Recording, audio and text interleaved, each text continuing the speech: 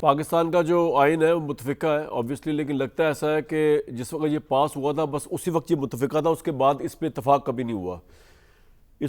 اس آئین کو لے کر اس وقت جو ڈیبیٹ چل رہی ہے اس میں تین جو نظر آنے والی اینٹیٹیز ہیں ان کی پوزیشن یہ ہے کہ سپریم کورٹ ڈیوائیڈڈ ہے اس آئین کی انٹرپریٹیشن کے اوپر۔ ابھی آپ اسپیشل سیٹس والا معاملہ دیکھ لیں، اس کے اندر سپریم کورٹ کے کچھ ججز جو ہیں وہ میجورٹی ڈیسیژن تک کو جو ہے وہ ری رائٹنگ آف دا کنسٹیٹیوشن کہہ رہے ہیں، اور الیکشن کمیشن کو کہہ رہے ہیں کہ اس پہ عمل درآمد نہ ہی کریں تو بہتر ہے اگر کوئی چیز قانون یا آئین سے ماورا ہے۔ دوسری طرف پارلیمنٹ ہے، وہ سمجھتی ہے کہ اس آئین کے وہ ٹھیکیدار ہے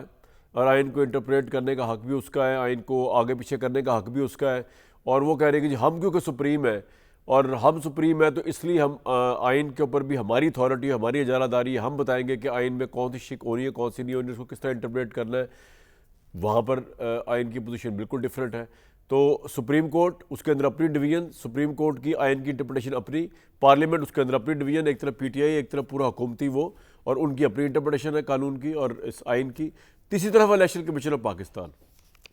یہ آپس میں تو ڈیوائیڈڈ نہیں ہے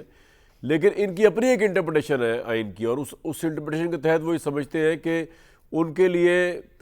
چھٹی میٹنگ ہو گئی ہے کہ سپریم کورٹ کے ڈیسیژن کو لے کے کہ امپلیمنٹ کس طرح کرنا ہے، کب کرنا ہے، کہاں کرنا ہے۔ تو ابھی تک ان کو سمجھ نہیں آ رہی کہ بیسکلی سپریم کون ہے، کیا سپریم کورٹ کا میجورٹی ورڈکٹ سپریم ہے الیکشن کمیشن آف پاکستان کے لیے، یا الیکشن ایکٹ سپریم ہے، یا پارلیمنٹ نے جو چیزیں پاس کر کے دیے یا انسٹرکشن دیے اسپیکر جو ان سے پوچھتا پھر رہا ہے وہ امپورٹنٹ ہے۔ ان کو اب تک یہ سمجھ نہیں آ رہا، تو تینوں کو کچھ سمجھ نہیں آ رہا۔ اگر دیکھا جائے تو تینوں جگہ بڑی سیویئر کنفیوژن ہے۔ کل پاکستان کے میڈیا پہ بازگشت تھی جس وقت یہ ڈیسیژن آیا ڈیٹیل سے کہ یہ فیصلہ امپلیمنٹ نہیں ہوگا، اور یہ اسلام آباد میں جو کہ شہر اقتدار ہے، اتھارٹی کا مظہر ہے، ریئل پالیٹکس کی گڑھ ہے، جہاں طاقت جو ہے وہ ڈٹرمن کرتی ہے تمام چیزوں کو، وہاں کی سے خبر تو یہی ہے کہ یہ فیصلہ جو امپلیمنٹ نہیں ہوگا۔ لیکن یہ فیصلہ امپلیمنٹ نہیں ہوگا تو کیوں کر نہیں ہوگا؟ یہ فیصلہ اگر امپلیمنٹ کرنا ہوگا تو کس طرح کرنا ہوگا، کون نہیں کرے گا تو اس کے کیا کانسیکوینسز ہوں گے؟ یہ بڑا اہم ترین سوال ہے پاکستان کی اس وقت کی تناظر کے اندر۔ اس تناظر میں آج بلاول بھٹو بڑے جذباتی ہو گئے، اور انہوں نے جذباتی ہو کے اپنا نیا مشن ویژن 2024 دیا ہے عوام کو کہ وہ چین سے نہیں بیٹھیں گے جب تک کیا نہ کر لیں۔ سلام صاحب کو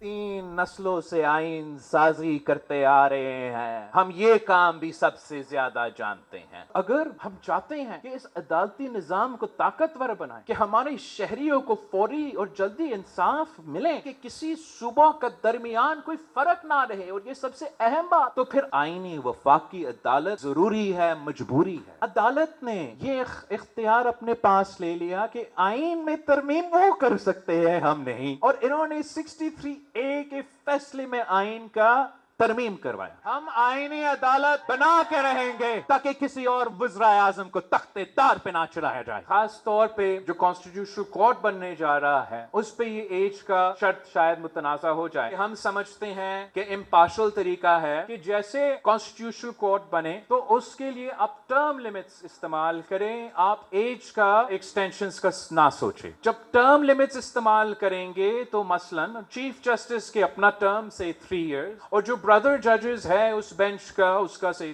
10 ایئرز۔ ایک تو یہ سمجھ جائے کہ فاقی آئینی عدالت جو ہے اس سے اتنی ہیوج ایکسپیکٹیشن کس طرح ان پولیٹیشنز کی کہ یہ جب آئے گی